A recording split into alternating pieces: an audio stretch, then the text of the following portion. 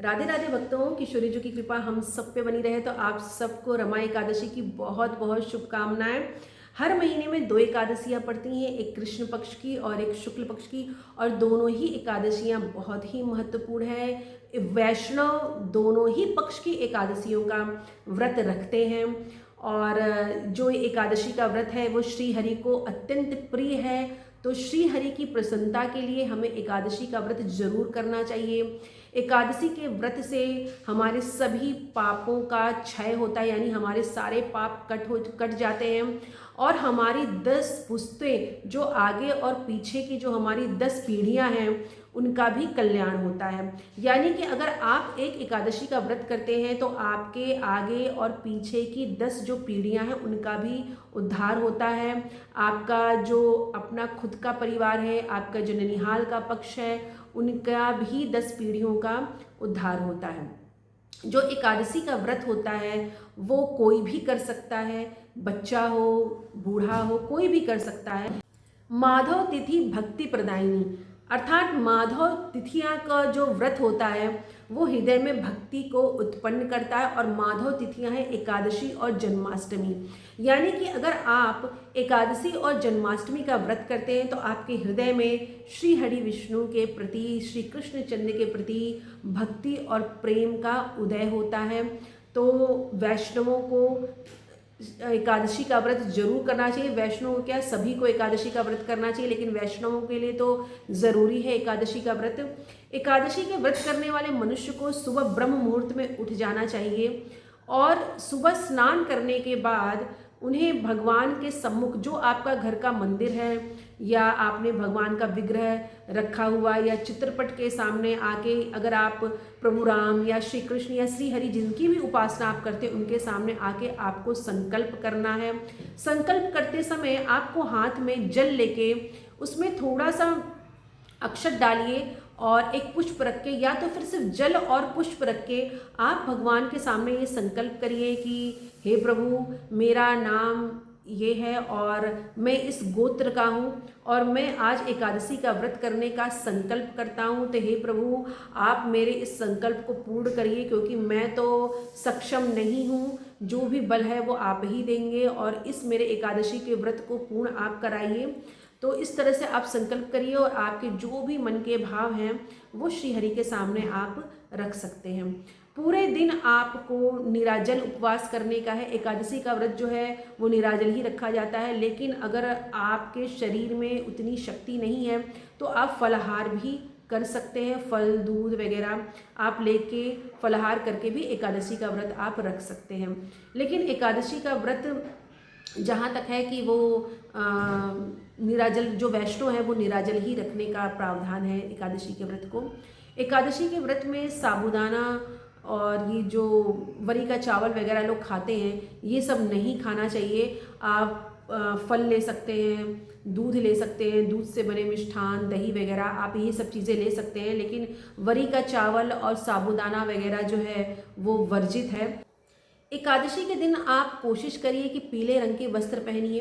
पीले वर्ग के अगर वस्त्र आपके पास नहीं है तो आप कोई पीले रंग का दुपट्टा, या पुरुष हैं तो पीले रंग का गमछा वगैरह भी ले सकते हैं। भगवान को भी आप पीले रंग के पुष्प अर्पित करिए।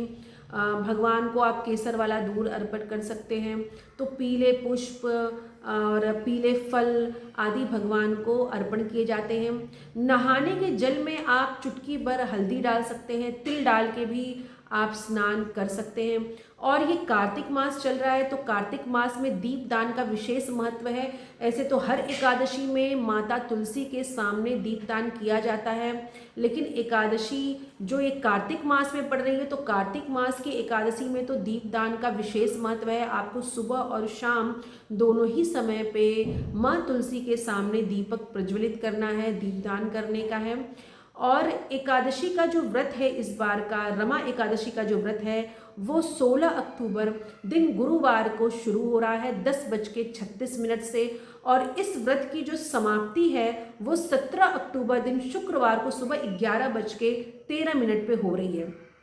तो जो शुद्ध द्वादशी युक्त हरिवासर एकादशी है वो 17 अक्टूबर दिन शुक्रवार को ही रखी जाएगी, यानी कि आपको एकादशी का व्रत 17 अक्टूबर दिन शुक्रवार को ही रखने का है। एकादशी के व्रत में पारण का विशेष महत्व है, तो जो पारण का समय होता है आपको उसी में एकादशी के व्रत का पारण कर लेना चाहिए।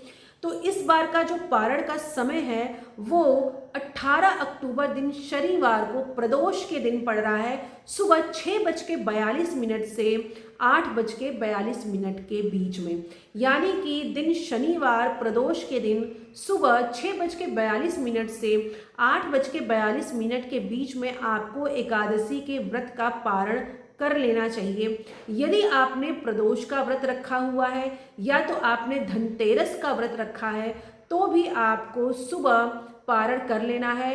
ऐसी अवस्था में आपको पारण करने के लिए एक जल को लेने का है और जल में एक तुलसी पत्र को डाल के भी आप पारण कर सकते हैं और अपना व्रत आप फल और दूध, दही और जो भी दूध से बनी हुई मिष्ठान वगैरह है उसको खा के आप आगे का व्रत कर सकते हैं दूसरे दिन का।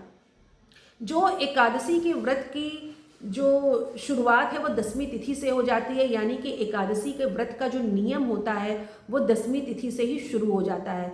तो इस बार जो एकादशी का जो 10वीं तिथि है उसके जो नियम है वो 16 अक्टूबर दिन गुरुवार से शुरू हो जा रहे हैं। तो 10वीं तिथि के दिन आपको भूमि शयन करना होता है, आपको सिर्फ एक समय ही भोजन करना रहता है। आपको भोजन में लहसुन, प्याज, मांस, मदिरा आदि का सेवन नहीं करना होता है। 10वीं के दिन आपको पूर्ण ब्रह्मचर्य का पालन करना होता है। अच्छा, एकादशी के दिन दान का भी विशेष महत्व है, ब्राह्मण भोजन का भी विशेष महत्व है।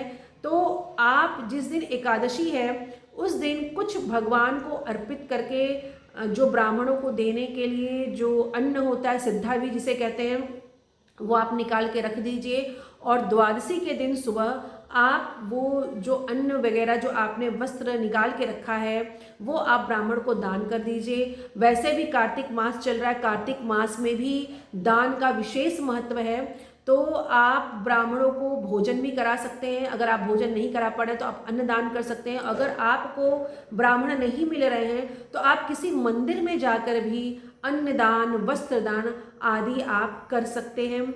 और इसके अलावा आप जहाँ तक हो सके पूरे दिन भगवान के नाम का कीर्तन करिए, भगवान के नाम का जाप करिए, विष्णु सहस्त्र नाम का पाठ करिए। कार्तिक मास में श्रीमद् भागवत के पाठ का विशेष महत्व माना गया है, तो आप श्रीमद् भागवत का भी पाठ कर सकते हैं। अगर आपके पास इतना समय नहीं है तो आप गीता जी का भी पाठ कर सकते हैं।